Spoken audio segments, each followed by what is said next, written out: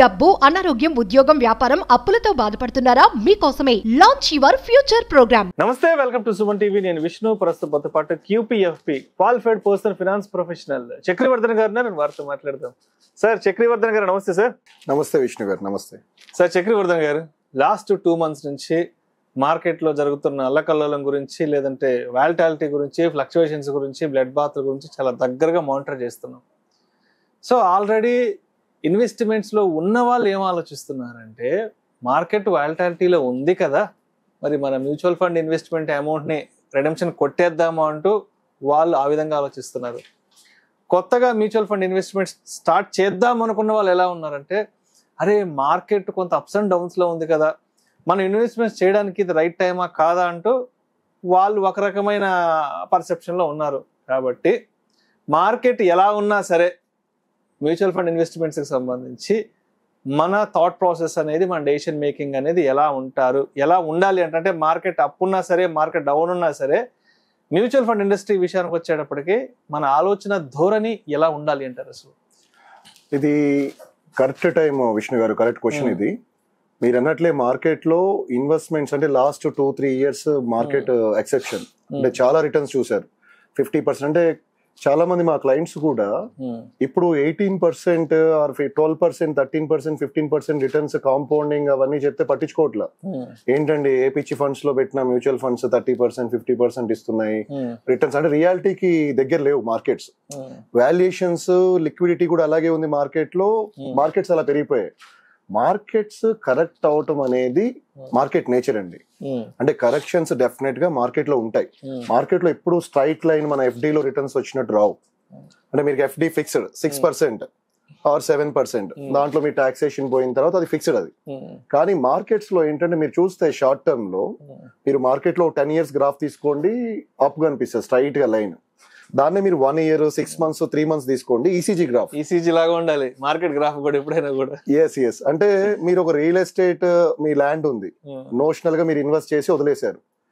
మీరు దాన్ని everyday market లో మీకు కనపడుతున్నట్టు దాని వాల్యూస్ రియలిస్టిక్ గా, డిజిటల్ గా, అంటే మీరు ఇక్కడ ఇన్వెస్ట్ చేసి డిజిటల్ గా చూసుకోగలుగుతున్నారు. మీ ఫోన్ లో, మీ యాప్ లో చూసుకోగలుగుతున్నారు. రియల్ ఎస్టేట్ లో కూడా మీరు ఇన్వెస్ట్ చేసిన ప్రతి రూపాయి వాల్యూ ఆ ఫ్లక్చుయేషన్ ఏ రోజుకి ఆ రోజు కనుక మీరు చూడగలిగితే చాలా మందికి హార్ట్ అటాక్స్ వస్తాయి. అంటే ఇది ఇక్కడ మీరు రిడెంప్షన్ చేస్తే లిక్విడిటీ రెండో రోజు, మీకు అది సేల్ చేయాలంటే ఇమీడియట్ లిక్విడ్ చేయాలంటే మీరు ఉన్న వాల్యూ కంటే తక్కువ అమ్మాలి డిమాండ్ లేనప్పుడు. సో దీని లాంగ్ టర్మ్ గానే చూడాలి. ఇప్పుడు మార్కెట్ మీరు కరెక్ట్ క్వశ్చన్ అడిగారు, ఫ్లక్చుయేషన్స్ లో ఉన్నప్పుడు ఆల్రెడీ ఇన్వెస్టర్స్ ఏం చేయాలి అని. ఒకటి, వీళ్ళు they should continue with their investments అండి. ఇన్ఫాక్ట్ ఇది right time to invest more. అంటే ఆల్రెడీ లాంగ్ టర్మ్ గోల్స్ ఉన్న వాళ్ళు కొంచెం వాల్యుయేషన్స్ ఎక్కువ ఉన్నప్పుడు స్టార్ట్ చేసి ఉంటారు, వాళ్ళ సిప్స్ కూడా రన్ అవుతుంటాయి. అంటే మనం ఒక 5%, 4% మార్కెట్ కరెక్షన్ చూసి కూడా చాలా కాలం అవుతుంది. సో ఇది రీజనబుల్ హెల్దీ కరెక్షన్. దీంట్లో మనం ఒకటి అబ్జర్వ్ చేస్తే అండి, June 30, 2024 కి mutual fund industry AUM, asset under management అంటారు, అది 61.16 lakh crores అయింది. అంటే ఇది ఒక 10 years మనం యావరేజ్ తీసుకుంటే 10 years లో 6-fold అయింది. అంటే మీకు 6-fold అయిందంటే ఆల్రెడీ అప్పటి నుంచి ఇన్వెస్టర్స్ ఏదైతే దాంట్లో ఇన్వెస్ట్ చేస్తున్నారో వాళ్ళ వెల్త్ గ్రో అయింది. సో ఈ 10 years లో 6-fold అయింది. బట్ ఈ 10 years లో అన్ని కరెక్షన్స్ వచ్చినాయి. రష్యా ఉక్రెయిన్ వార్ చూసాము, ఈ సర్జికల్ స్ట్రైక్స్, డిమానిటరేషన్, కరోనా పెద్ద ఎగ్జాంపుల్, ఇవన్నీ చూసాం. సో ఈ వాలటాలిటీ ఇట్లాంటి టైంలో ఉన్నప్పుడు long term investors, experts suggest చేసేది ఏంటంటే, you can top up your investments or SIPs ఏమైనా ఉంటే ఇంక్రీజ్ కూడా చేసుకోవచ్చు. ఇది నెంబర్ 1 స్ట్రాటజీ అండి, కంటిన్యూ అవ్వాలి. అండ్ మీరు చూస్తే డైవర్సిఫికేషన్ ఒకటి చాలా ఇంపార్టెంట్ అండి. ఒకటే కేటగిరీలో పెట్టినప్పుడు ఏమవుతుందంటే సైక్లికల్ గా ఒకసారి వాల్యూ అండ్ మీకు క్వాలిటీ అంటారు. మ్యూచువల్ ఫండ్స్ ఏం చేస్తాయంటే వాల్యూ స్ట్రాటజీస్, స్టాక్స్ మనకి చీప్ గా ట్రేడ్ అయ్యాయి. అండ్ క్వాలిటీ స్టాక్స్ క్వాలిటీ ఉంటుంది బట్ కొంచెం ఎక్స్పెన్సివ్ ఉంటాయి స్టాక్స్. సో మీరు లాస్ట్ 3 years చూస్తే వాల్యూ స్ట్రాటజీ బాగా వర్కౌట్ అయింది. అంటే మీకు 2023 అట్లా చూస్తే మీకు 62% వాల్యూ దాంట్లోనే ఉంది. రీసెంట్ గా క్వాలిటీ స్టాక్స్ అనేవి పికప్ అవడం మనకి స్టార్ట్ అయింది.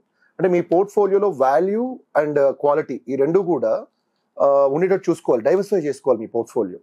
అంటే మీకు కేటగిరీస్ కూడా multi cap as a category, నేను ఒక మ్యూచువల్ ఫండ్ కంపెనీ ప్రోడక్ట్ లేదా ఫండ్ అది ఇంత రిటర్న్స్ ఇచ్చిందని చెప్పట్లేదు. మ్యూచువల్ మల్టీ క్యాప్ అనేది ఒక కేటగిరీ. దాని 2024 లో యావరేజ్ రిటర్న్ వచ్చేసి 35.6% ఉందండి. అండ్ దాంట్లోనే లార్జ్ క్యాప్ ఫండ్స్, ఇండియాలో లార్జ్ క్యాప్ మన కంపెనీస్ లో ఇన్వెస్ట్ చేసే లార్జ్ క్యాప్ ఫండ్స్, మనకి బ్లూ చిప్ కంపెనీస్ ఇట్లాంటివి, దాని రిటర్న్ కూడా లాస్ట్ ఇయర్ 2024 లో 32% ఉంది. అండ్ మీరు చూస్తే మిడ్ క్యాప్ ఫండ్స్ 55% ఇచ్చినాయి. ఇప్పుడు రిటర్న్ చేసి ఒకటే కేటగిరీ కాకుండా you should diversify your portfolio. So ఇదొకటండి. అండ్ దీంతో పాటు ఏంటంటే ఇట్లా డైవర్సిఫై చేసుకోవటం వల్ల మీకు ప్రొటెక్షన్ ఎక్కువ ఉంటుంది అండ్ మీ పోర్ట్ఫోలియో కూడా కాన్స్టెంట్ గా గ్రో అవడానికి ఛాన్స్ ఉంటుంది. అండ్ దీంతో పాటు ఏంటంటే take advantage of rupee cost averaging అంటారండి. సో ఎస్ఐపిస్ మీకు ఉంటే, అంటే మేము జనరల్ గా ఏం చెప్తామంటే మా క్లయింట్స్ కి, మీరు ఇన్వెస్ట్ చేసే అమౌంట్ సపోజ్ 50 lakhs ఇన్వెస్ట్ చేస్తున్నారంటే ఒక 2% of your 50 lakhs monthly SIP పెట్టుకోమని చెప్తాం. సో దట్ ఏమవుతుందంటే అది సజెస్ట్ చేస్తాము బేస్డ్ ఆన్ దేర్, వాళ్ళకి ఆ సర్ప్లస్ ఎంత ఉంటుంది ఏంటి వాళ్ళు క్యాలిక్యులేట్ చేసుకుని వాళ్ళు ఎక్కువ పెడతారు లేదా తక్కువ పెడతారు వాళ్ళ లాంగ్ టర్మ్ గోల్స్ కి అలైన్ చేసుకొని. బట్ ఇక్కడ ఏమవుతుందంటే ఈ టైంలో మార్కెట్ మనకి ఫ్లక్చువేట్ అయినప్పుడు ఇట్లా ఈ డౌన్ టర్న్ లో యూనిట్స్ ఎక్కువ వస్తాయి ఎస్ఐపి. సో ఏమవుతుంది, వన్స్ మార్కెట్ పికప్ అయినప్పుడు ఇప్పుడు తక్కువలో ఉన్న యూనిట్స్ మీకు ఎక్కువ రిటర్న్స్ ఇస్తాయి, ఈల్డ్ ఎక్కువ ఉంటుంది. So not only SIPs, cash reserves కూడా ఉంటే బెటర్ అండి. చాలా మంది mutual funds, asset management companies కూడా చాలా అమౌంట్ క్యాష్ రిజర్వ్స్ లో పెడతాయి. అంటే ఏంటంటే వాళ్ళు ద మూమెంట్ మార్కెట్ కరెక్షన్ వచ్చినప్పుడు మా ఈ అమౌంట్ ఏదైతే మనకి పార్క్ చేసి ఉంచారో దీన్ని గ్రాడ్యువల్ గా దాన్ని ఆ వాల్యూ ఎంత ఉంది, ఇప్పుడు వాల్యుయేషన్స్ కరెక్ట్ గా ఉన్నాయా చూసి వీళ్ళు దాంట్లో ఇన్వెస్ట్ చేయడం జరుగుతుంది. సో క్యాష్ రిజర్వ్స్ ఒకటి ఉండాలండి. నెక్స్ట్ స్ట్రాటజీ మనకి దీంట్లో యూటిలైట్ హైబ్రిడ్ ఫండ్స్ అండి. అంటే హైబ్రిడ్ ఫండ్స్ అంటే మీకు ఈక్విటీ డెప్ట్ పోర్షన్ కాంబినేషన్ లో ఉంటాయి. అంటే మీ పోర్ట్ఫోలియో స్టేబుల్ గా ఉంటుంది, రిస్క్ తక్కువ ఉంటుంది అండ్ రిటర్న్స్ కూడా మీకు 12% అలా వర్కౌట్ అవుతాయి దీంట్లో. ఇట్లాంటి ఫండ్స్ కూడా మీ పోర్ట్ఫోలియో ఉండటం వల్ల ఇలాంటి టైమ్స్ లో మీకు డెప్ట్ కూడా మీ దాంట్లో పోర్షన్ ఉంది కాబట్టి పోర్ట్ఫోలియో స్టెబిలిటీ అనేది ఉంటుంది. లాస్ట్ ఇయర్ లో ఈవెన్ మీకు హైబ్రిడ్ ఫండ్స్ కూడా 28% రిటర్న్స్ ఇచ్చాయండి.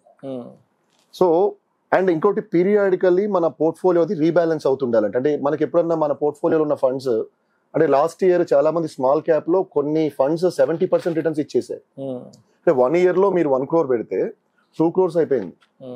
అంటే అది డెఫినెట్ గా కరెక్షన్ అవ్వాల్సిందే, ఓవర్ వాల్యూ అయినప్పుడు డెఫినెట్ గా కరెక్షన్ అవుతుంది. సో ఇలాంటి వాళ్ళు ఏంటంటే వాళ్ళకి ఇంకో 2 years లో ఏదైనా గోల్ వాళ్ళు రీచ్ అవుతున్నారంటే ఇలాంటి దాంట్లో ఉండే కంటే దాన్ని వాళ్ళు సేల్ చేసుకునే అసెట్స్, ఎక్స్పర్ట్ సజెస్ట్ చేసేది మీ దాంట్లో ఏవైనా ఓవర్ వాల్యూడ్ అయిపోయాయి అని అంటే యూ కెన్ ప్రాఫిట్ బుక్ చేసుకొని గోల్స్ ఇంకో 2 years లో ఉన్నాయి అంటే సేఫ్ ఫండ్స్ లోకి మూవ్ అవటం బెటర్ అని చెప్పి ఎక్స్పర్ట్స్ కూడా సజెస్ట్ చేస్తారు. Right. Thank you sir, thank you so much Chakravardhan గారు.